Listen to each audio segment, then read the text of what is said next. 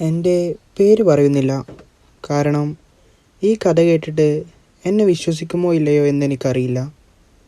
പക്ഷേ ഞാൻ പറയാൻ പോകുന്നത് എൻ്റെ ജീവിതത്തിൽ ഒരിക്കലും മറക്കാൻ കഴിയാത്തൊരു അനുഭവമാണ്. ഇതേകദേശം 1 വർഷം മുമ്പ് നടന്ന സംഭവമാണ്.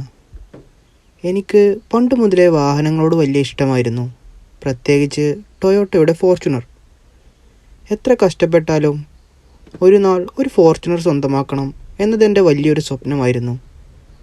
അവസാനം കുറച്ച് പണം കൂട്ടിവെച്ചതും ലോൺ എടുക്കാൻ തീരുമാനിച്ചതും കഴിഞ്ഞപ്പോൾ ഒരു സെക്കൻഡ് ഹാൻഡ് ഫോർച്യൂണർ വാങ്ങാൻ ഞാൻ തീരുമാനിച്ചു. കേരളത്തിൽ പല വാഹനങ്ങളും നോക്കി, പക്ഷേ ഒന്നും മനസ്സിന് പിടിച്ചില്ല. അപ്പോഴാണ് എൻ്റെ ഏറ്റവും അടുത്ത സുഹൃത്തായ റാഷിദ് എന്നെ വിളിച്ചത്. ഡാ, ബാംഗ്ലൂരുവിൽ ഒരു ഫോർച്യൂണർ സെയിലിനുണ്ട്. കണ്ടീഷൻ സൂപ്പറാണെന്ന് തോന്നുന്നു. അവൻ എനിക്ക് വാഹനത്തിൻ്റെ ഫോട്ടോകളും വീഡിയോയും അയച്ചു. വണ്ടി കണ്ട നിമിഷം തന്നെ എനിക്കിഷ്ടമായി. വെള്ള നിറം, വൃത്തിയായി സൂക്ഷിച്ച വണ്ടി, സ്റ്റോക്ക് ലുക്കാണ്, അമിത മോഡിഫിക്കേഷൻ ഒന്നുമില്ല. ഞാൻ ഉടമയെ വിളിച്ചു. സംസാരം നല്ല രീതിയിൽ നടന്നു. വാഹനം നേരിൽ കണ്ടിട്ട് ഇഷ്ടമായാൽ മാത്രം വാങ്ങിയാൽ മതിയെന്ന് അദ്ദേഹം പറഞ്ഞു. അങ്ങനെ ഞങ്ങൾ രണ്ടുപേരും അടുത്ത ശനിയാഴ്ച രാവിലെ ബാംഗ്ലൂരിലേക്ക് പോകാൻ തീരുമാനിച്ചു. കഥ തുടരുന്നതിന് മുമ്പ് റാഷിദിനെ കുറിച്ച് പറയാതെ ഈ കഥ മുന്നോട്ട് പോകില്ല. റാഷിദ് എൻ്റെ ഏറ്റവും അടുത്ത സുഹൃത്താണ്. ഞങ്ങൾ ഒരേ നാട്ടുകാരാണ്. സ്കൂൾ കാലം മുതൽ തുടങ്ങിയ സൗഹൃദം. അവൻ വളരെ ശാന്തനാണ്. ഏത് പ്രശ്നം വന്നാലും ആദ്യം ആലോചിക്കും, പിന്നെയാണ് തീരുമാനം എടുക്കുക. എനിക്ക് അതിൻ്റെ നേരെ വിപരീത സ്വഭാവമാണ്. ഒരു കാര്യം ഇഷ്ടപ്പെട്ടാൽ അധികം ചിന്തിക്കാതെ ഇറങ്ങിത്തിരിക്കും. അതുകൊണ്ട് തന്നെ വലിയ തീരുമാനങ്ങൾ എടുക്കുമ്പോൾ ഞാൻ റാഷിദിൻ്റെ അഭിപ്രായം എപ്പോഴും ചോദിക്കും. വാഹനങ്ങളെക്കുറിച്ച് നല്ല അറിവുള്ള ആളുമാണവൻ. സെക്കൻഡ് ഹാൻഡ് വാഹനം വാങ്ങുമ്പോൾ എന്തൊക്കെ പരിശോധിക്കണം, എൻജിൻ എങ്ങനെ കേൾക്കണം, അപകടത്തിൽപ്പെട്ട വാഹനമാണോ എന്നെങ്ങനെ മനസ്സിലാക്കാം, ഇങ്ങനെയുള്ള കാര്യങ്ങളിൽ അവന് നല്ല അനുഭവമുണ്ട്. അതുകൊണ്ടാണ് ബാംഗ്ലൂരിലേക്ക് ഒറ്റയ്ക്ക് പോകാതെ റാഷിദിനെയും കൂട്ടാൻ ഞാൻ തീരുമാനിച്ചത്. യാത്രയുടെ ദിവസം അടുത്തെത്തി. ബാഗിൽ ആവശ്യമായ വസ്ത്രങ്ങൾ, വെള്ളം, കുറച്ച് ഭക്ഷണം, വാഹനത്തിനുള്ള പണം, രേഖകൾ എല്ലാം എടുത്തു വെച്ചു. രാത്രി ഉറങ്ങാൻ കിടന്നെങ്കിലും ഉറക്കം വന്നില്ല. മനസ്സിൽ മുഴുവൻ ഫോർച്യൂണറിൻ്റെ ചിത്രമായിരുന്നു. പുലർച്ചെ എഴുന്നേറ്റ് ബാംഗ്ലൂരിലേക്ക് പോകണം. വാഹനം കണ്ടിട്ട് വാങ്ങണം. പിന്നെ അതേ ഫോർച്യൂണറിൽ നാട്ടിലേക്ക് തിരികെ വരണം. എത്ര ആലോചിച്ചിട്ടും ആവേശം കുറഞ്ഞില്ല. അപ്പോഴും ആ യാത്ര കഴിഞ്ഞ് ആ ഫോർച്യൂണർ ഞാൻ സ്വന്തം കൈകൊണ്ട് സ്ക്രാപ്പ് ചെയ്യേണ്ടി വരുമെന്ന് സ്വപ്നത്തിൽ പോലും ഞാൻ കരുതിയിരുന്നില്ല. യാത്രയുടെ ദിവസമെത്തി. രാവിലെ 4:30 അലാറം അടിക്കുന്നതിന് മുമ്പേ ഞാൻ എഴുന്നേറ്റു. കുളിച്ച് റെഡിയായി പുറത്തിറങ്ങിയപ്പോൾ നല്ല തണുപ്പ്. ഉമ്മ ഒരു കപ്പ് ചായ കൊണ്ടുവന്നു. സൂക്ഷിച്ചിട്ട് പോയിട്ട് വാ മോനെ, ഞാൻ ചിരിച്ചുകൊണ്ട് പറഞ്ഞു. വൈകുന്നേരത്തോടെ പുതിയ ഫോർച്യൂണറുമായി തിരിച്ചു വരാം. ആ വാക്ക് പറയുമ്പോൾ എൻ്റെ ജീവിതത്തിലെ ഏറ്റവും ഭയപ്പെടുത്തുന്ന രാത്രി എന്നെ കാത്തിരിക്കുകയാണെന്ന് എനിക്കറിയില്ലായിരുന്നു. രാവിലെ 5:15 റാഷിദ് എൻ്റെ വീട്ടിലെത്തി.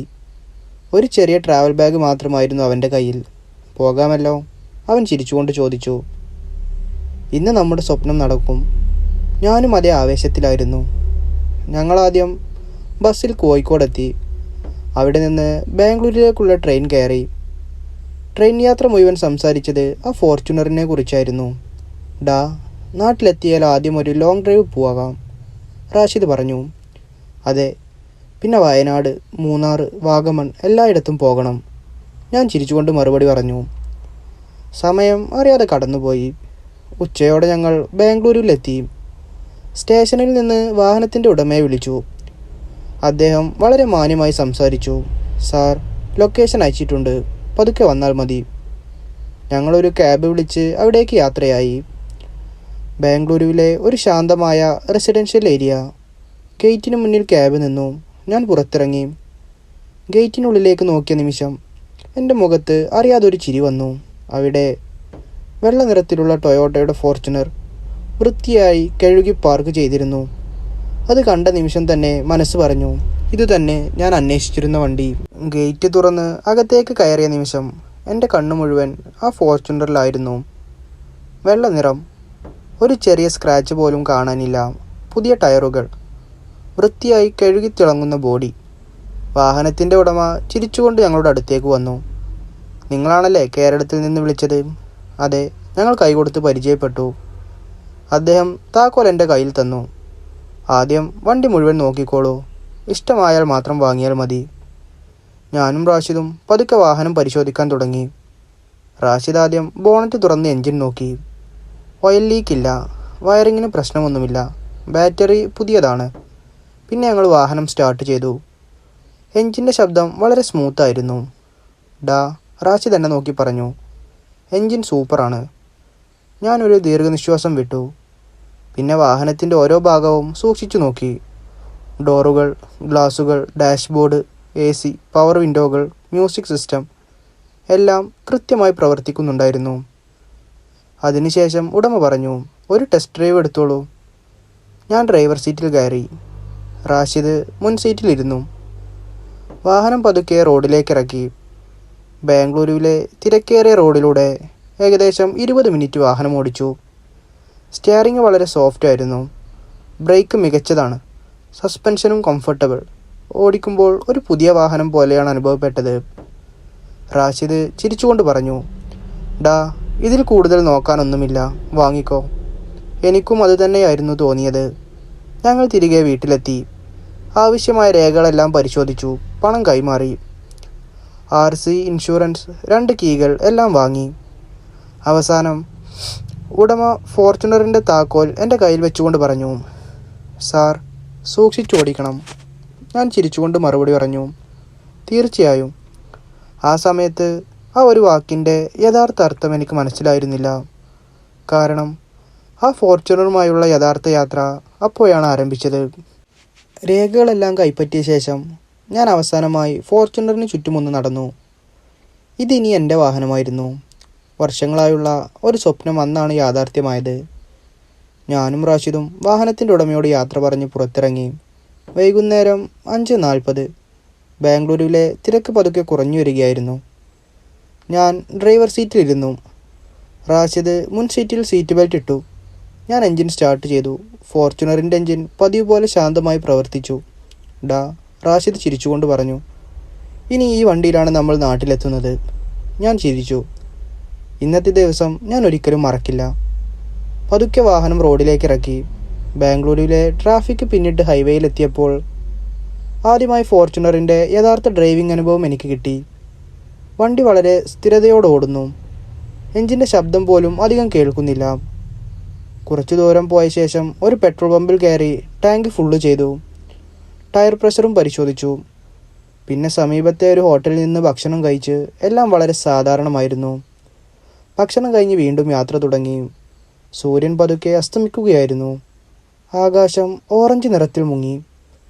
ഹൈവേയിൽ വാഹനങ്ങൾ കുറഞ്ഞു. കാറിനുള്ളിൽ മ്യൂസിക് പതുക്കെ പ്ലേ ചെയ്യുകയായിരുന്നു. റാഷിദ് ജനലിലൂടെ പുറത്തേക്ക് നോക്കിക്കൊണ്ട് പറഞ്ഞു, ഡാ, ഇതിലും നല്ല യാത്ര വേറെ ഉണ്ടാവില്ല. ഞാൻ ചിരിച്ചുകൊണ്ട് തല ഉലുക്കി. ആ നിമിഷം വരെ ഞങ്ങളുടെ യാത്രയിൽ അസ്വാഭാവികമായി ഒന്നും സംഭവിച്ചിരുന്നില്ല. പക്ഷേ രാത്രി പതുക്കെ കനക്കാൻ തുടങ്ങിയപ്പോൾ ആ യാത്രയുടെ അന്തരീക്ഷവും മാറാൻ തുടങ്ങി. ഞങ്ങൾ കർണാടക അതിർത്തി പിന്നിട്ട് ഹൈവേയിലൂടെ യാത്ര തുടരുകയായിരുന്നു. പുറത്ത് ചെറിയ ചാറ്റൽ മഴ. വൈപ്പർ പതുക്കെ ഗ്ലാസ്സിലൂടെ നീങ്ങുന്നു. റോഡിൽ ഇടയ്ക്കിടെ ലോറികളും ബസ്സുകളും മാത്രം. ഫോർച്യൂണറിനുള്ളിൽ നല്ല തണുപ്പ്. ഞാൻ AC കുറച്ചു. റാഷിദ് മ്യൂസിക് ഓഫ് ചെയ്തു. ഡാ, കുറച്ച് നിശബ്ദമായി യാത്ര ചെയ്യാം. ഞാൻ ചിരിച്ചു. എന്താ, ഉറക്കം വരുന്നുണ്ടോ? അല്ല, വെറുതെ. കാറിനുള്ളിൽ ഇപ്പോൾ കേൾക്കുന്നത് എൻജിൻ്റെ മൃദുവായ ശബ്ദവും മഴത്തുള്ളികൾ ഗ്ലാസ്സിൽ വീഴുന്ന ശബ്ദവും മാത്രം. ഏകദേശം അരമണിക്കൂർ കഴിഞ്ഞപ്പോൾ ഹൈവേ വിട്ട് കേരളത്തിലേക്കുള്ള മലമ്പാതയിലേക്ക് ഞങ്ങൾ തിരിഞ്ഞു. റോഡ് കുറച്ച് ഇടുങ്ങിയതായിരുന്നു. ഇരുവശവും കനത്ത മരങ്ങൾ. മൂടൽമഞ്ഞ് പതുക്കെ റോഡിലേക്ക് ഇറങ്ങാൻ തുടങ്ങി. ഞാൻ സ്പീഡ് കുറച്ച് 60-ൽ ഓടിച്ചു. അപ്പോഴാണ് റിയർ വ്യൂ മിററിൽ എന്തോ ഒരു നീല കണ്ടതുപോലെ തോന്നിയത്. ഞാൻ ഉടനെ വീണ്ടും നോക്കി. ഒന്നുമില്ല. പിന്നിലെ സീറ്റ് ശൂന്യം. എന്താ, റാഷിദ് ചോദിച്ചു. ഒന്നുമില്ല, വെളിച്ചത്തിൻ്റെ നീലായിരിക്കും. ഞാൻ വിഷയം മാറ്റി. വീണ്ടും യാത്ര തുടർന്നു. 5 മിനിറ്റ് കഴിഞ്ഞപ്പോൾ കാറിൻ്റെ അകത്ത് പെട്ടെന്നൊരു തണുപ്പ് അനുഭവപ്പെട്ടു. AC കൂട്ടിയിട്ടില്ല.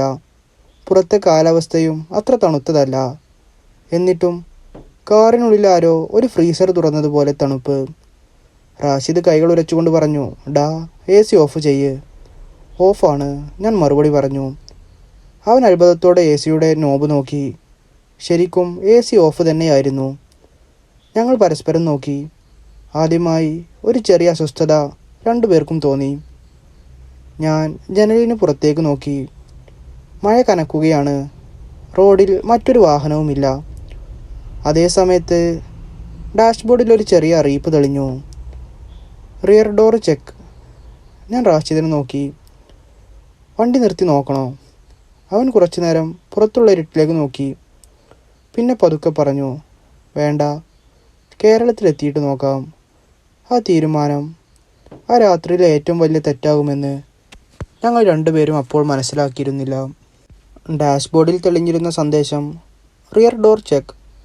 കുറച്ച് സെക്കൻഡ് കഴിഞ്ഞപ്പോൾ അത് തനിയെ അപ്രതീക്ഷമായി. സെൻസറിൻ്റെ ചെറിയ പ്രശ്നമായിരിക്കും, ഞാൻ റാഷിദിനോട് പറഞ്ഞു. അവനും അതുതന്നെയായിരിക്കുമെന്ന് കരുതി യാത്ര തുടർന്നു. രാത്രി 8:40. മഴ വീണ്ടും ശക്തമായി. ഹെഡ്ലൈറ്റിൻ്റെ വെളിച്ചം പോലും മൂടൽ മഞ്ഞിൽ അലിഞ്ഞു പോകുന്ന അവസ്ഥ. ഞാൻ സ്പീഡ് വീണ്ടും കുറച്ചു. അപ്പോഴാണ് പിന്നിൽ നിന്ന് വളരെ ചെറിയ ശബ്ദം കേട്ടത്. ഞാനും റാഷിദും ഒരുമിച്ച് നിശബ്ദമായി. 2 സെക്കൻഡ്. വീണ്ടും ആരോ പിന്നിലെ ഡോറിൽ അകത്ത് നിന്ന് വിരൽ കൊണ്ട് പതുക്കെ മുട്ടുന്നത് പോലുള്ള ശബ്ദം. റാഷിദ് എന്നെ നോക്കി. പിന്നിൽ എന്തെങ്കിലും ബാഗ് ഇളകുന്നതായിരിക്കുമോ? അറിയില്ല, ഞാൻ പതുക്കെ മറുപടി പറഞ്ഞു. വണ്ടി റോഡരികിലേക്ക് ഒതുക്കി നിർത്താമെന്ന് വിചാരിച്ചു. പക്ഷേ ചുറ്റും കനത്ത കാടും ഇരുട്ടും മാത്രമായിരുന്നു. അവിടെ നിൽക്കാൻ മനസ്സ് സമ്മതിച്ചില്ല. കുറച്ചുകൂടി മുന്നോട്ട് പോകാം, ഞാൻ പറഞ്ഞു. റാഷിദും സമ്മതിച്ചു. 5 മിനിറ്റ് കൂടി യാത്ര ചെയ്തു. അപ്പോൾ പെട്ടെന്ന് കാറിൻ്റെ ഉള്ളിലെ ലൈറ്റ് ഒരു നിമിഷം മാത്രം തെളിഞ്ഞു. വീണ്ടും ഓഫായി. ഞങ്ങൾ രണ്ടുപേരും ഒരുമിച്ച് പിന്നിലേക്ക് നോക്കി. പിന്നിലെ സീറ്റ് ശൂന്യം. ബാഗുകൾ കിടക്കുന്നത് പോലെ തന്നെ കിടക്കുന്നു. വെറും വയറിംഗ് പ്രശ്നമാകും, റാഷിദ് പറഞ്ഞു. പക്ഷേ അവൻ്റെ ശബ്ദത്തിൽ ആത്മവിശ്വാസമില്ലായിരുന്നു. വീണ്ടും മുന്നോട്ട് നോക്കി വാഹനം ഓടിക്കാൻ തുടങ്ങിയപ്പോൾ റിയർവ്യൂ മിററിൽ ഒരു നിമിഷം മാത്രം പിന്നിലെ സീറ്റിൽ ആരോ ഇരിക്കുന്നത് പോലെ ഒരു കറുത്ത നിഴൽ കണ്ടു. ഞാൻ ഞെട്ടി വീണ്ടും മിററിലേക്ക് നോക്കി. ഒന്നുമില്ല. സീറ്റ് വീണ്ടും ശൂന്യം. എന്താ? റാഷിദ് ചോദിച്ചു. ഞാൻ കുറച്ചു നേരം മിണ്ടിയില്ല. പിന്നെ ഒരു ദീർഘനിശ്വാസം വിട്ടു പറഞ്ഞു, ഒന്നുമില്ല, കണ്ണ് തെറ്റിയതായിരിക്കും. പക്ഷേ അത് ശരിക്കും കണ്ണ് തെറ്റിയതായിരുന്നോ? അല്ലെങ്കിൽ ആ രാത്രി ഞങ്ങളെ പിന്തുടരാൻ തുടങ്ങിയതിൻ്റെ ആദ്യ സൂചനയായിരുന്നോ? അതറിയാൻ അധിക സമയം വേണ്ടി വന്നില്ല. റിയർവ്യൂ മിററിൽ കണ്ട ആ നിഴലിനെക്കുറിച്ച് ഞാൻ പിന്നെ ഒന്നും പറഞ്ഞില്ല. റാഷിദിനെയും കൂടുതൽ ഭയപ്പെടുത്താൻ എനിക്ക് തോന്നിയില്ല. ഞാൻ സ്റ്റിയറിങ്ങിൽ ശ്രദ്ധ കേന്ദ്രീകരിച്ചു. രാത്രി 9:30. മഴ വീണ്ടും ശക്തമായി. വൈപ്പർ ഏറ്റവും ഉയർന്ന സ്പീഡിൽ പ്രവർത്തിച്ചിട്ടും ഗ്ലാസ്സിൽ വെള്ളം നിറഞ്ഞുകൊണ്ടിരുന്നു. ഹൈവേയിൽ ഇപ്പോൾ വളരെ കുറച്ച് വാഹനങ്ങൾ മാത്രം. ഇടയ്ക്ക് ഒരു ലോറി കടന്നു പോകും. പിന്നെ വീണ്ടും നിശബ്ദത. അപ്പോഴാണ് ഫോർച്യൂണറിൻ്റെ മ്യൂസിക് സിസ്റ്റം സ്വയം ഓണായത്. ഒരു പഴയ FM സ്റ്റേഷൻ. പക്ഷേ പാട്ടൊന്നും കേൾക്കുന്നില്ല. ഷ് എന്ന ശബ്ദം മാത്രം. ഞാൻ ഉടനെ ഓഫ് ചെയ്തു. 2 സെക്കൻഡ് കഴിഞ്ഞപ്പോൾ വീണ്ടും സ്വയം ഓണായി. ഇപ്രാവശ്യം ആ ശബ്ദത്തിനിടയിൽ ആരോ വളരെ പതുക്കെ സംസാരിക്കുന്നത് പോലെ തോന്നി. വാക്കുകൾ വ്യക്തമായിരുന്നില്ല. ഞാൻ പവർ ബട്ടൺ അമർത്തി മുഴുവൻ സിസ്റ്റവും ഓഫ് ചെയ്തു. ഇനി ശബ്ദമില്ല. റാഷിദ് പതുക്കെ ചോദിച്ചു, ഡാ, ഇതൊക്കെ സാധാരണയാണോ? ഞാൻ ചിരിക്കാൻ ശ്രമിച്ചു. പഴയ വാഹനമല്ലേ, ചെറിയ ഇലക്ട്രിക്കൽ പ്രശ്നമാകാം. പക്ഷേ ആ മറുപടി എനിക്ക് തന്നെയും വിശ്വസിക്കാൻ കഴിഞ്ഞില്ല. ഏകദേശം 10 മിനിറ്റ് കഴിഞ്ഞപ്പോൾ മഴ പെട്ടെന്ന് നിന്നു. റോഡ് മുഴുവൻ മൂടൽമഞ്ഞ് മാത്രം. ഹെഡ്ലൈറ്റിൻ്റെ വെളിച്ചത്തിൽ മുന്നിൽ ഒരു മനുഷ്യൻ്റെ രൂപം കാണുന്നത് പോലെ തോന്നി. ഞാൻ പെട്ടെന്ന് ബ്രേക്ക് അമർത്തി. ഫോർച്യൂണർ റോഡിൽ നിർത്തി. എന്താ? റാഷിദ് പേടിച്ചു ചോദിച്ചു. മുന്നിൽ ആരോ നിന്നിരുന്നു. ഞാൻ വിറച്ച ശബ്ദത്തിൽ പറഞ്ഞു. രണ്ടുപേരും മുന്നോട്ട് നോക്കി. റോഡ് ശൂന്യം. ആരുമില്ല. ഞാൻ പതുക്കെ പുറത്തിറങ്ങി. ടോർച്ച് തെളിച്ച് റോഡിലേക്ക് വെളിച്ചമടിച്ചു. ഇടതും വലതും നോക്കി. മനുഷ്യരോ വാഹനങ്ങളോ ഒന്നുമില്ല. മയിൽ നനഞ്ഞ കറുത്ത ടാറിട്ട റോഡ് മാത്രം. ഞാൻ വീണ്ടും കാറിൽ കയറി. റാഷിദ് ഉടനെ പറഞ്ഞു, ഡാ, ഇനി എന്ത് കണ്ടാലും രാത്രിയുടെ വണ്ടി നിർത്തരുത്. ഞാൻ തലകുലുക്കി. ഫോർച്യൂണർ വീണ്ടും മുന്നോട്ട് നീങ്ങി. പക്ഷേ വണ്ടി വീണ്ടും സ്പീഡ് പിടിച്ചപ്പോൾ പിന്നിൽ നിന്ന് വളരെ വ്യക്തമായൊരു ശബ്ദം കേട്ടു. ഇപ്രാവശ്യം അതൊരു ബാഗ് വീണ ശബ്ദമല്ലായിരുന്നു. ആരോ പിന്നിലെ സീറ്റിലിരുന്ന് സീറ്റ് ബെൽറ്റ് ഇടുമ്പോൾ കേൾക്കുന്ന ശബ്ദമായിരുന്നു അത്. ഞാനും റാഷിദും പതുക്കെ റിയർ വ്യൂ മിററിലേക്ക് നോക്കി. ഒരു നിമിഷം പിന്നിലെ സീറ്റ് ശൂന്യമായിരുന്നു. ഞങ്ങൾ രണ്ടുപേരും ഒരു ദീർഘനിശ്വാസം വിട്ടു. സീറ്റ് ബെൽറ്റിൻ്റെ ലോക്ക് ഇളകിയതായിരിക്കും റാഷിദ് പറഞ്ഞെങ്കിലും അവൻ്റെ ശബ്ദത്തിൽ ആത്മവിശ്വാസമില്ലായിരുന്നു. ഞാൻ വീണ്ടും യാത്ര തുടർന്നു. രാത്രി 10 മണി. മഴ പൂർണ്ണമായും നിന്നു. പക്ഷേ മൂടൽമഞ്ഞ് കൂടുതൽ കനത്തിരുന്നു. ഹെഡ്ലൈറ്റിൻ്റെ വെളിച്ചം പോലും 50 മീറ്ററിനപ്പുറം എത്തുന്നില്ല. റോഡിൽ ഞങ്ങളുടെ ഫോർച്യൂണർ മാത്രം. അപ്പോഴാണ് ഡാഷ്ബോർഡിലെ താപനില പെട്ടെന്ന് 18 ഡിഗ്രിയിൽ നിന്ന് 10 ഡിഗ്രിയായി താന്നത്.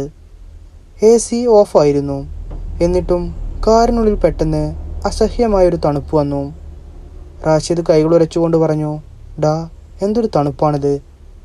ഞാൻ മറുപടി പറയാൻ പോകുമ്പോഴാണ് റിയർ വ്യൂ മിറർ പതുക്കെ താഴേക്ക് തിരിയാൻ തുടങ്ങിയത്. ഞാൻ തൊട്ടിട്ടില്ല. റാഷിദും തൊട്ടില്ല. എന്നിട്ടും മിറർ സ്വയം താഴേക്ക് നീങ്ങി. ഇപ്പോൾ അതിൽ കാണുന്നത് റോഡല്ല, പിന്നിലെ സീറ്റ്. ഞാൻ അറിയാതെ മിററിലേക്ക് നോക്കി. ആ നിമിഷം എൻ്റെ നെഞ്ചിടിപ്പ് നിന്നുപോയതുപോലെ തോന്നി. പിന്നിലെ ഇടത് സീറ്റിൽ ആരോ ഇരിക്കുന്നത് പോലെ ഒരു കറുത്ത രൂപം.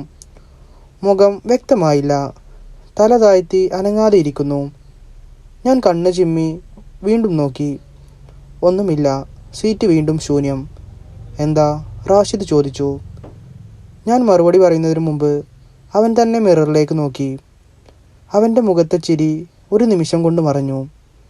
ഡാ, അവൻ വിറച്ച ശബ്ദത്തിൽ പറഞ്ഞു. ഞാനും കണ്ടു. ഞാനൊന്നും പറഞ്ഞില്ല. കാരണം അത് ഇനി എൻ്റെ തോന്നൽ മാത്രമല്ലായിരുന്നു. ഞങ്ങൾ രണ്ടുപേരും ഒരേ കാര്യം കണ്ടിരുന്നു. അതേ സമയത്ത് പിന്നിൽ നിന്ന് വളരെ പതുക്കെ ആരോ ഒരു ദീർഘനിശ്വാസം വിടുന്ന ശബ്ദം കേട്ടു. ഞങ്ങളുടെ ശരീരം മുഴുവൻ തണുത്തുപോയി. ഇനി ആ ഫോർച്യൂണറിൽ ഞങ്ങൾ രണ്ടുപേർ മാത്രമായിരുന്നില്ല. ഞാനും റാഷിദും പരസ്പരം നോക്കി. ആരുടെയും വായിൽ നിന്ന് ഒരു വാക്കുപോലും പുറത്തു വന്നില്ല. ഞാൻ സ്റ്റിയറിങ്ങിൽ കൈ മുറുകെ പിടിച്ചു. ഒരേ ഒരു ചിന്ത, എങ്ങനെയെങ്കിലും കേരളത്തിലെത്തണം. രാത്രി 10:40. മലമ്പാത അവസാനിച്ച് ഹൈവേയിലെത്തി. റോഡിൽ ഇടയ്ക്കിടെ ചില ലോറികൾ മാത്രം. പക്ഷേ ഞാൻ ശ്രദ്ധിച്ചൊരു കാര്യമുണ്ടായിരുന്നു. ഓരോ ലോറിയും ഞങ്ങളുടെ ഫോർച്യൂണറിനെ മറികടക്കുമ്പോൾ ഡ്രൈവർമാർ ഒരു നിമിഷം ഞങ്ങളുടെ വാഹനത്തിലേക്ക് നോക്കും. പിന്നെ എന്തോ കണ്ടതുപോലെ മുഖഭാവം മാറും.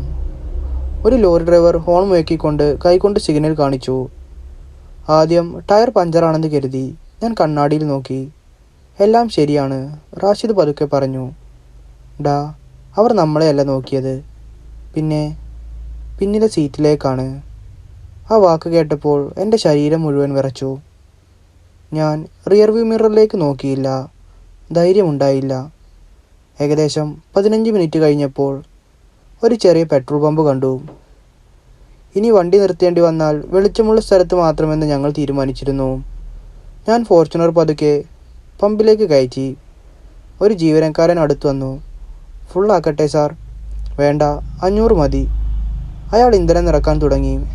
അതിനിടെ അവൻ പെട്ടെന്ന് പിന്നിലെ ഗ്ലാസ്സിലൂടെ അകത്തേക്ക് നോക്കി. മുഖത്തെ ചിരി ഒരു നിമിഷം കൊണ്ട് മാറി.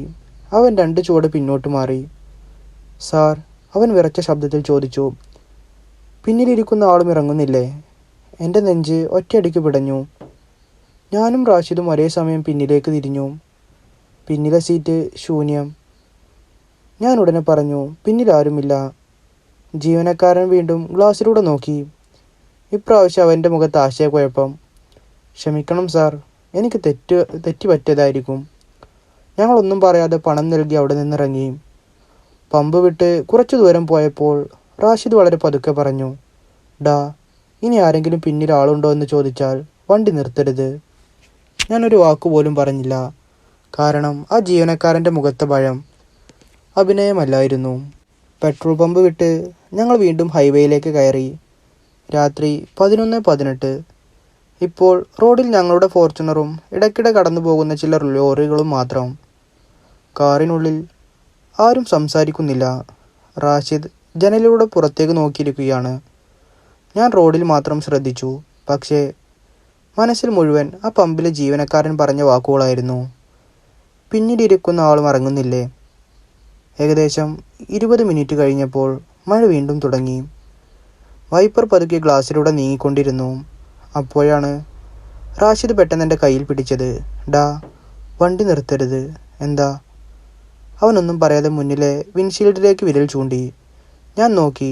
ആദ്യമൊന്നും മനസ്സിലായില്ല. പിന്നെ വൈപ്പർ ഒരു പ്രാവശ്യം കൂടി നീങ്ങിയപ്പോൾ അത് വ്യക്തമായി. ഡ്രൈവർ സൈഡിലെ ഗ്ലാസിൻ്റെ പുറത്ത് മഴവെള്ളത്തിനിടയിൽ 5 വിരലുകളുടെ ഒരു കൈപ്പത്തിപ്പാട്. അത് പുറത്തു നിന്നാരോ അമർത്തിയതുപോലെ. പക്ഷേ ഞങ്ങൾ മണിക്കൂറുകളായി യാത്ര ചെയ്യുകയാണ്.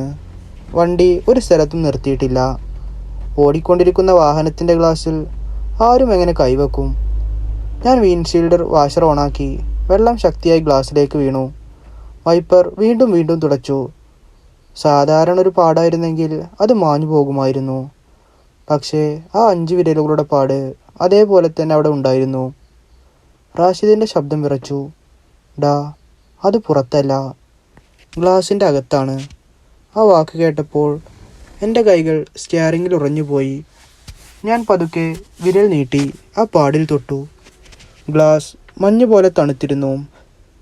ഞാൻ കൈ പിൻവലിച്ച നിമിഷം ആ 5 വിരലുകളുടെ പാട് പതുക്കെ മാഞ്ഞു തുടങ്ങി. 5 വിരലുകളും അപ്രത്യക്ഷമായി. കാറിനുള്ളിൽ വീണ്ടും നിശബ്ദത. ഞങ്ങൾ രണ്ടുപേരും ഒരു വാക്കുപോലും പറഞ്ഞില്ല.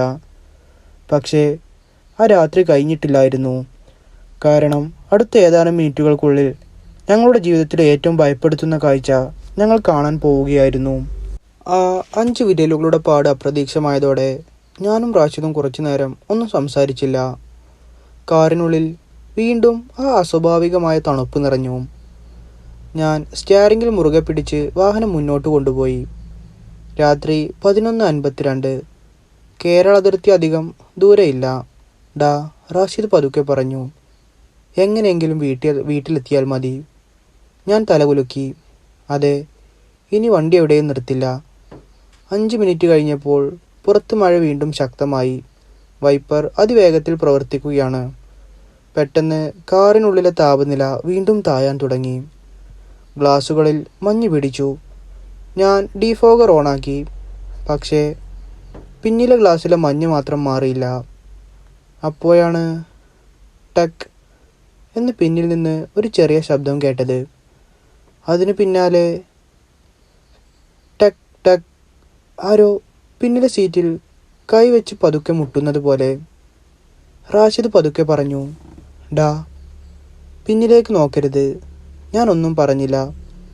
അടുത്ത നിമിഷം റിയർവ്യൂ മിറർ സ്വയം പതുക്കെ താഴേക്ക് തിരിയാൻ തുടങ്ങി. ഞാൻ തൊട്ടില്ല. റാഷിദും തൊട്ടിട്ടില്ല. മിറർ നിർത്തിയത് നേരെ പിന്നിലെ സീറ്റ് കാണുന്ന സ്ഥാനത്തായിരുന്നു. ഞാൻ അറിയാതെ അതിലേക്ക് നോക്കി. ആ നിമിഷം എൻ്റെ ശരീരം മുഴുവൻ തണുത്തുപോയി. പിന്നിലെ ഇടത് സീറ്റിൽ ഒരു രൂപം ഇരിക്കുകയായിരുന്നു. വെള്ള ഷർട്ട്, മഴയിൽ നനഞ്ഞതുപോലെ തലമുടി, തല താഴ്ത്തി അനങ്ങാതെ ഇരിക്കുന്നു. ഞാൻ കണ്ണൊന്ന് ചിമ്മി വീണ്ടും നോക്കി. അത് ഇപ്പോഴും അവിടെ തന്നെ. റാഷിദ്, ഞാൻ വിറച്ച ശബ്ദത്തിൽ വിളിച്ചു. അവൻ പതുക്കെ മിററിലേക്ക് നോക്കി. അവൻ്റെ മുഖം ഒരു നിമിഷം കൊണ്ട് വിളറി. ഡാ, ഇപ്പോൾ ഞാൻ വ്യക്തമായി കണ്ടു. അപ്പോഴാണ് ആ രൂപം വളരെ പതുക്കെ തല ഉയർത്താൻ തുടങ്ങിയത്. ഞാനും റാഷിദും ശ്വാസം പോലും എടുക്കാതെ നോക്കി. പക്ഷേ മുഖം വ്യക്തമായി കാണാൻ തുടങ്ങുന്ന അതേ നിമിഷം ഫോർച്യൂണറിൻ്റെ ഹോൺ സ്വയം ഒരിക്കൽ മുഴങ്ങി. ഞാൻ ഞെട്ടി സ്റ്റിയറിംഗ് മുറുകെ പിടിച്ചു. അതേ സമയത്ത് മിററിലെ ആ രൂപം ഒരു നിമിഷം കൊണ്ട് അപ്രത്യക്ഷമായി. പിന്നിലെ സീറ്റ് വീണ്ടും ശൂന്യമായി. പക്ഷേ ഞങ്ങളുടെ ഭയം മാത്രം ഇനി ഒരിക്കലും പഴയതുപോലെ ആകാൻ പോകുന്നില്ലായിരുന്നു. ഫോർച്യൂണർ റോഡിലൂടെ മുന്നോട്ട് കുതിച്ചു പോവുകയാണ്. പക്ഷേ ആ കാറിനുള്ളിൽ ഞങ്ങൾ രണ്ടുപേർ മാത്രമാണെന്ന് ഇനി ഞങ്ങൾക്ക് വിശ്വസിക്കാൻ കഴിഞ്ഞില്ല. രാത്രി 12:18. കേരള അതിർത്തി കടന്നു കഴിഞ്ഞിരുന്നു. ഡാ, റാഷിദ് പതുക്കെ പറഞ്ഞു. ഇനി ഒരു സ്ഥലത്തും നിർത്തണ്ട. ഇല്ല, നേരെ വീട്ടിലേക്ക്, ഞാൻ അത്രമാത്രം പറഞ്ഞു. 5 മിനിറ്റ് കഴിഞ്ഞപ്പോൾ ഡാഷ്ബോർഡിലെ ഡിജിറ്റൽ ക്ലോക്കിലേക്ക് എൻ്റെ കണ്ണുപോയി. 12:18. വീണ്ടും കുറച്ച് കഴിഞ്ഞ് നോക്കി. ഇപ്പോഴും 12:18. ഡാ, സമയം പോകുന്നില്ലേ? ഞാൻ ചോദിച്ചു. റാഷിദ് തൻ്റെ ഫോൺ എടുത്തു. അവൻ്റെ മുഖം പെട്ടെന്ന് മാറി. എൻ്റെ ഫോണിലും 12:18 തന്നെ. ഞാൻ എൻ്റെ ഫോണും നോക്കി. അതിലും 12:18. നെറ്റ്വർക്ക് പ്രശ്നമാകുമെന്ന് കരുതി. പക്ഷേ ഏകദേശം 5 മിനിറ്റ് കഴിഞ്ഞിട്ടും 3 ക്ലോക്കിലും അതേ സമയം, 12:18. അതേ സമയത്ത് ഫോർച്യൂണറിൻ്റെ ഉള്ളിലേക്ക് ഒരു വിചിത്രമായ മണം പടർന്നു. നനഞ്ഞ മണ്ണിൻ്റെ മണം. അതിൽ കലർന്ന പഴയൊരു പെർഫ്യൂമിൻ്റെ ഗന്ധം. റാഷിദ് മൂക്ക് ചുളിച്ചു. ഡാ, ഈ മണം നേരത്തെ ഇല്ലായിരുന്നു. ഞാനൊന്നും പറഞ്ഞില്ല. കാരണം ആ മണം ഓരോ നിമിഷവും ശക്തമായി വരികയായിരുന്നു. പെട്ടെന്നാണ് പിന്നിൽ നിന്ന് വളരെ വ്യക്തമായി ഒരു ശ്വാസത്തിൻ്റെ ശബ്ദം കേട്ടത്. ഞങ്ങൾ രണ്ടുപേരും അനങ്ങാതെയിരുന്നു. വീണ്ടും. ഇപ്പോൾ അത് വളരെ അടുത്തായിരുന്നു. പിന്നിലെ സീറ്റിൽ നിന്ന് ആരോ ഞങ്ങളുടെ തൊട്ടു പിന്നിലിരുന്ന് ശ്വാസം വിടുന്നത് പോലെ. റാഷിദ് കണ്ണുകളടച്ച് പതുക്കെ പറഞ്ഞു. ഡാ, റിയർ വ്യൂ മിററിലേക്ക് നോക്കരുത്. ഞാൻ തലകുലുക്കി. പക്ഷേ അടുത്ത നിമിഷം റിയർ വ്യൂ മിറർ സ്വയം പതുക്കെ താഴേക്ക് തിരിഞ്ഞു. ഞാൻ അതിൽ നോക്കാതിരിക്കാൻ ശ്രമിച്ചു. എന്നാൽ അറിയാതെ എൻ്റെ കണ്ണ് മിററിലേക്ക് പോയി. ആ നിമിഷം പിന്നിലെ സീറ്റ് ശൂന്യമായിരുന്നില്ല. വെള്ള ഷർട്ട് ധരിച്ച ആ രൂപം ഇപ്പോൾ തല താഴ്ത്തിയിരുന്നില്ല. നേരെ എന്നെ മാത്രം നോക്കിക്കൊണ്ടിരിക്കുകയായിരുന്നു. ഞാൻ ഭയന്ന് ഉടനെ മുന്നിലേക്ക് നോക്കി. അതേ സമയത്ത് പിന്നിൽ നിന്ന് വളരെ പതുക്കിയൊരു ശബ്ദം കേട്ടു. വീട്ടിലെത്തും വരെ. ആ 4 വാക്കുകൾ മാത്രം. അതിനുശേഷം കാറിനുള്ളിൽ വീണ്ടും നിശബ്ദതയായി. പക്ഷേ ആ ശബ്ദം കേട്ടതിന് ശേഷം ഞങ്ങളുടെ ജീവിതം പഴയതുപോലെ ആയിരുന്നില്ല. ആ ശബ്ദം വീട്ടിലെത്തും വരെ. ആ 4 വാക്കുകൾ ഇപ്പോഴും എൻ്റെ ചെവിയിൽ മുഴങ്ങുകയായിരുന്നു. ഞാൻ സ്പീഡ് കുറച്ചില്ല, കൂട്ടിയതുമില്ല. എങ്ങനെയെങ്കിലും വീട്ടിലെത്തണം, അത്രമാത്രമായിരുന്നു മനസ്സിൽ. രാത്രി 12:55. ദൂരെ ഒരു ചെറിയ ചായക്കടയുടെ വെളിച്ചം കണ്ടു. കേരളത്തിൽ കയറിയ ശേഷം ആദ്യം കണ്ട ചായക്കട. അവിടെ 2 ലോറി ഡ്രൈവർമാരും ഒരു ചായക്കടക്കാരനും മാത്രമേ ഉണ്ടായിരുന്നുള്ളൂ. ഡാ, റാഷിദ് പതുക്കെ പറഞ്ഞു. ഒരു ചായ കുടിക്കാം, 2 മിനിറ്റ് മാത്രം. ഞാൻ ആദ്യം സമ്മതിച്ചില്ല. പക്ഷേ ക്ഷീണം കാരണം വാഹനം അവിടെ ഒതുക്കി. എൻജിൻ ഓഫ് ചെയ്തില്ല, ഹെഡ്ലൈറ്റും ഓഫ് ചെയ്തില്ല. ഞാൻ റാഷിദും ഇറങ്ങി നേരെ കടയിലേക്ക് നടന്നു. ചായ വാങ്ങി നിൽക്കുമ്പോൾ കടക്കാരൻ ഞങ്ങളെ നോക്കി ചോദിച്ചു, പുതിയ വണ്ടിയാണോ? ഞാൻ ചിരിച്ചുകൊണ്ട് പറഞ്ഞു, ഇന്ന് ബാംഗ്ലൂരിൽ നിന്ന് വാങ്ങിയതാണ്. അയാൾ ജനലിലൂടെ ഫോർച്യൂണിലേക്ക് ഒന്ന് നോക്കി. പിന്നെ വീണ്ടും ഞങ്ങളെ നോക്കി. സാർ, വണ്ടിയിൽ വേറെ ആരെങ്കിലും ഉണ്ടോ? എൻ്റെ ഹൃദയം ഒരു നിമിഷം നിശ്ചലമായി. ഞാൻ ഉടനെ തിരിഞ്ഞു നോക്കി. ഫോർച്യൂണറിനുള്ളിൽ ആരെയും കാണുന്നില്ല. ഇല്ല, ഞങ്ങൾ 2 പേരേയുള്ളൂ. അയാൾ ഒന്നും പറയാതെ ചായ ഗ്ലാസ് മേശപ്പുറത്ത് വെച്ചു. അയാളുടെ മുഖത്തെ ചിരി പൂർണ്ണമായും മാഞ്ഞിരുന്നു. അപ്പോൾ റാഷിദ് പതുക്കെ എൻ്റെ കയ്യിൽ പിടിച്ചു. ഡാ, വണ്ടിയിലേക്ക് നോക്ക്. ഞാൻ വണ്ടിയിലേക്ക് നോക്കി. ഡ്രൈവർ സൈഡിലെ ഗ്ലാസ്സിൽ അകത്തു നിന്നാരോ കൈപ്പത്തി അമർത്തിയതുപോലെ 5 വിരലുകളുടെ നനഞ്ഞ പാട് തെളിഞ്ഞു. ഞങ്ങൾ 2 പേരും അവിടെ നിൽക്കുമ്പോൾ തന്നെ ആ പാട് പതുക്കെ മുകളിലേക്ക് നീങ്ങാൻ തുടങ്ങി. ആരോ കാറിനുള്ളിൽ നിന്ന് ഗ്ലാസ്സിലൂടെ കൈ വഴിക്കുന്നത് പോലെ. ഞാനൊരു നിമിഷം പോലും വൈകിയില്ല. ചായ പോലും കുടിക്കാതെ ഓടി കാറിൽ കയറി. റാഷിദും പിന്നാലെ കയറി. വണ്ടി സ്റ്റാർട്ട് ചെയ്യാൻ കീ തിരിച്ചു. എൻജിൻ സ്റ്റാർട്ടായില്ല. വീണ്ടും ശ്രമിച്ചു. അതേ അവസ്ഥ. അപ്പോഴാണ് പിന്നിലെ സീറ്റിൽ നിന്ന് വളരെ വ്യക്തമായി ആരോ പതുക്കെ ചിരിക്കുന്ന ശബ്ദം കേട്ടത്. ഞാനും റാഷിദും ഒരേ സമയം പിന്നിലേക്ക് തിരിഞ്ഞു. പിന്നിലെ സീറ്റ് വീണ്ടും ശൂന്യം. ഒരു നിമിഷത്തേക്ക് രണ്ടുപേർക്കും ആശ്വാസമായി. ഡാ, റാഷിദ് ദീർഘനിശ്വാസം വിട്ടു. നമുക്ക് തോന്നുന്നതായിരിക്കുമോ? ഞാൻ മറുപടി പറയാൻ പോകുമ്പോഴാണ് ഡാഷ്ബോർഡിൽ ഒരു പുതിയ സന്ദേശം തെളിഞ്ഞത്. Rear seat belt locked. ഞങ്ങൾ രണ്ടുപേരും സ്ക്രീനിലേക്ക് നോക്കി. പിന്നിലെ സീറ്റിൽ ആരെങ്കിലും ഇരുന്നാൽ സീറ്റ് ബെൽറ്റ് ഇട്ടാൽ മാത്രമേ ആ സന്ദേശം വരൂ. പക്ഷേ പിന്നിൽ ആരുമില്ല. 5 സെക്കൻഡ് കഴിഞ്ഞു. വീണ്ടും മറ്റൊരു സന്ദേശം. Rear seat belt unlocked. ആരോ പിന്നിലിരുന്ന് സീറ്റ് ബെൽറ്റ് ഇട്ടും അഴിച്ചും കൊണ്ടിരിക്കുന്നത് പോലെ. എൻ്റെ നെറ്റിയിൽ വിയർപ്പ് പൊട്ടി തുടങ്ങി. ഞാൻ വീണ്ടും കീ തിരിച്ചു. ഇപ്രാവശ്യം എൻജിൻ ഒറ്റയടിക്ക് സ്റ്റാർട്ടായി. പോകാം, റാഷിദ് ഉറക്കെ പറഞ്ഞു. ഞാനൊരു നിമിഷം പോലും വൈകിച്ചില്ല. ഫോർച്യൂണർ റോഡിലേക്ക് കുതിച്ചു. ചായക്കടയുടെ വെളിച്ചം പിന്നിലായി. വീണ്ടും ഹൈവേ, വീണ്ടും ഇരുട്ട്. പക്ഷേ ഇപ്രാവശ്യം ഒരു വ്യത്യാസമുണ്ടായിരുന്നു. റിയർവ്യൂ മിറർ ഞാൻ മനഃപൂർവ്വം മുകളിലേക്ക് തിരിച്ചു, പിന്നിലെ സീറ്റ് കാണാതിരിക്കാൻ. 2 മിനിറ്റ് കഴിഞ്ഞപ്പോൾ മിറർ പതുക്കെ വീണ്ടും താഴേക്ക് വന്നു. ഞാൻ വീണ്ടും മുകളിലേക്ക് തിരിച്ചു. അത് വീണ്ടും താഴേക്ക്. മൂന്നാമതും ഞാൻ തിരിച്ചു. വീണ്ടും അതേ അവസ്ഥ. റാഷിദ് വിറച്ച ശബ്ദത്തിൽ പറഞ്ഞു, ഡാ, അത് കാണിക്കാൻ ആരോ നിർബന്ധിക്കുന്നത് പോലെയുണ്ട്. ഞാൻ മറുപടി പറഞ്ഞില്ല. കാരണം എനിക്കും അതുതന്നെയായിരുന്നു തോന്നിയത്. രാത്രി 1:18. മലപ്പുറത്തേക്ക് ഇനി അധിക ദൂരമില്ല. അപ്പോഴാണ് ഫോർച്യൂണറിൻ്റെ പിന്നിലെ ഇടത് ഡോർ ക്ലിക്ക് എന്ന് അൺലോക്കായ ശബ്ദം കേട്ടത്. ഡാഷ്ബോർഡിൽ ചുവന്ന മുന്നറിയിപ്പ് തെളിഞ്ഞു. Rear left door open. ഞാൻ ഭയന്ന് ഡോറിലേക്ക് നോക്കി. ഡോർ അടഞ്ഞു തന്നെയായിരുന്നു. പക്ഷേ സ്ക്രീനിൽ ഇപ്പോഴും അതേ മുന്നറിയിപ്പ്. അതിന് പിന്നാലെ ആ ഡോർ അകത്ത് നിന്ന് ആരോ പിടിച്ചു വലിക്കുന്നത് പോലെ ചെറുതായി കുലുങ്ങാൻ തുടങ്ങി. റാഷിദ് സീറ്റിൽ മുറുകെ പിടിച്ചു. ഡാ, നിർത്തരുത്. ഞാൻ ആക്സിലേറ്റർ കൂടുതൽ അമർത്തി. അതേ നിമിഷം പിന്നിൽ നിന്ന് ഒരു തണുത്ത കാറ്റ് ഞങ്ങളുടെ കഴുത്തിലൂടെ കടന്നുപോയി. കാറിൻ്റെ എല്ലാ ജനലുകളും അടഞ്ഞിരിക്കുകയായിരുന്നു. എന്നിട്ടും ആരോ പിന്നിൽ നിന്ന് വളരെ അടുത്തു വന്ന് എൻ്റെ ചെവിയുടെ അരികിൽ വളരെ പതുക്കെ പറഞ്ഞു, ഇനി കുറച്ചുകൂടി മാത്രം. ആ ശബ്ദം കേട്ട നിമിഷം സ്റ്റിയറിങ്ങിൽ പിടിച്ചിരുന്ന എൻ്റെ കൈകൾ വിറക്കാൻ തുടങ്ങി.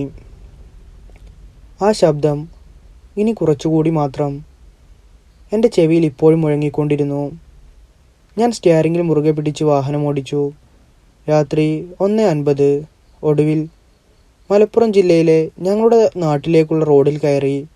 ആ വഴികൾ എനിക്ക് സുപരിചിതമായിരുന്നു. ആദ്യമായി ആ രാത്രി ഞങ്ങൾക്ക് ചെറിയൊരു ആശ്വാസം തോന്നി. ഡാ, റാഷിദ് പതുക്കെ പറഞ്ഞു, വീട്ടിലെത്തിയാൽ എല്ലാം തീരും. ഞാനും അതുതന്നെ വിശ്വസിച്ചു.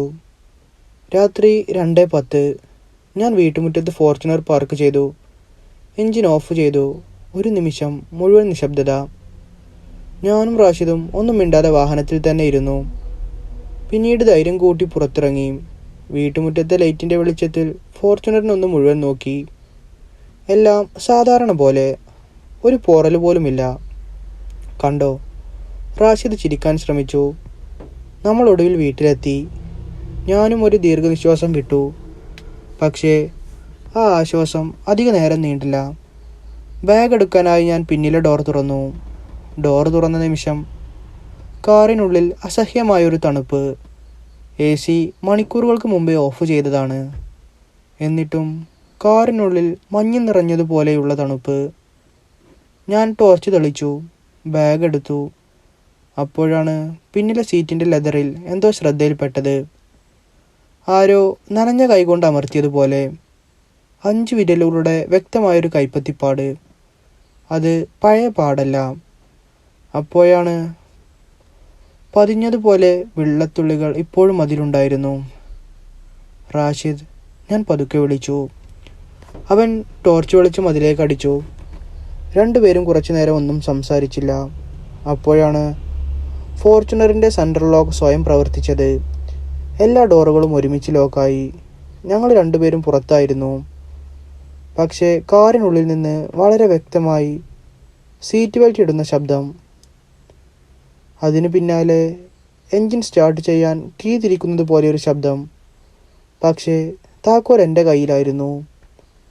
ഞാനും റാഷിദും അനങ്ങാതെ ഫോർച്യൂണറിനെ നോക്കി നിന്നു. ആ രാത്രി ആ വാഹനം വീട്ടുമുറ്റത്ത് നിർത്തിയിരുന്നെങ്കിലും അതിൽ ഞങ്ങൾ രണ്ടുപേർ മാത്രമല്ല ഉണ്ടായിരുന്നത്. ആ രാത്രി ഞാനും റാഷിദും വീടിനുള്ളിൽ കയറിയെങ്കിലും ഉറങ്ങാൻ കഴിഞ്ഞില്ല. വീട്ടുമുറ്റത്ത് പാർക്ക് ചെയ്തിരുന്ന ഫോർച്യൂണർ ജനലിലൂടെ വ്യക്തമായി കാണാമായിരുന്നു. രാത്രി 3:10 പെട്ടെന്ന് പുറത്തൊരു ഹോൺ മുഴങ്ങി. ഞങ്ങൾ രണ്ടുപേരും ഒരുമിച്ച് ജനലിലൂടെ പുറത്തേക്ക് നോക്കി. ഫോർച്യൂണറിൻ്റെ ഹെഡ്ലൈറ്റുകൾ സ്വയം ഓണായിരുന്നു.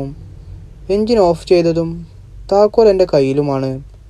എന്നിട്ടും ഹെഡ്ലൈറ്റുകൾ മാത്രം തെളിഞ്ഞു നിൽക്കുന്നു. ഞാൻ ധൈര്യം കൂട്ടി പുറത്തിറങ്ങി. റാഷിദും കൂടെയുണ്ടായിരുന്നു. വാഹനത്തിൻ്റെ അടുത്തെത്തിയപ്പോൾ ഹെഡ്ലൈറ്റുകൾ പെട്ടെന്ന് ഓഫായി. ചുറ്റും വീണ്ടും നിശബ്ദത. ഡാ, റാഷിദ് പതുക്കെ പറഞ്ഞു. ഇനി ഈ വണ്ടി നമുക്ക് വേണ്ട. ഞാനൊന്നും പറഞ്ഞില്ല. കാരണം അന്നേരം ഞാൻ അതേ തീരുമാനത്തിലായിരുന്നു.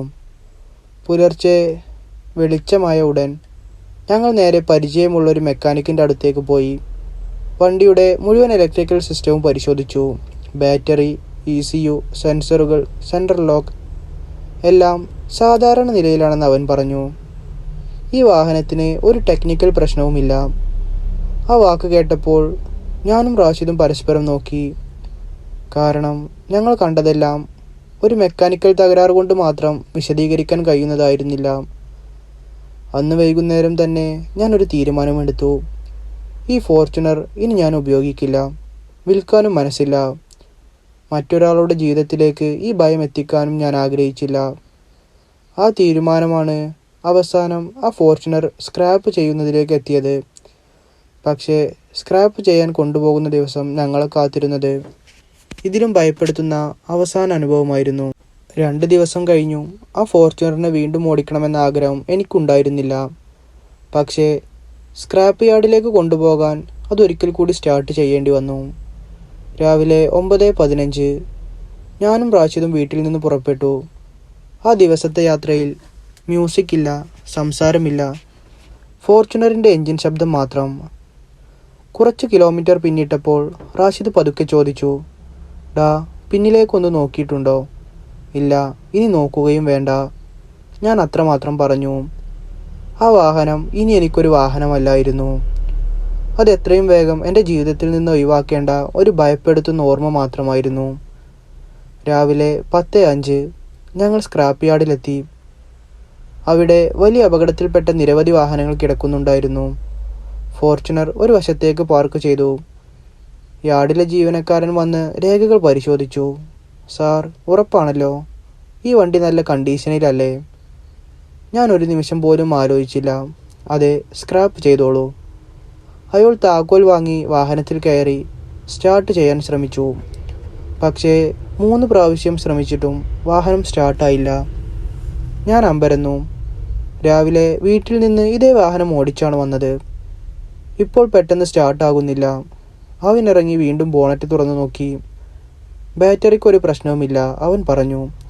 അപ്പോഴാണ് ഒരാളുടെ വിളി കേട്ട് അവൻ കുറച്ചു നേരം മാറി നിന്നത്. ഞാനും റാഷിദും ഫോർച്യൂണറിനെ തന്നെ നോക്കി നിൽക്കുകയായിരുന്നു. അടുത്ത നിമിഷം ആരും താക്കോൽ തിരിക്കാതെ ഫോർച്യൂണറിൻ്റെ എൻജിൻ സ്വയം സ്റ്റാർട്ടായി. ഞാനും റാഷിദും ഒരുമിച്ച് ഞെട്ടി. താക്കോൽ ഇപ്പോഴും ജീവനക്കാരൻ്റെ കയ്യിലായിരുന്നു.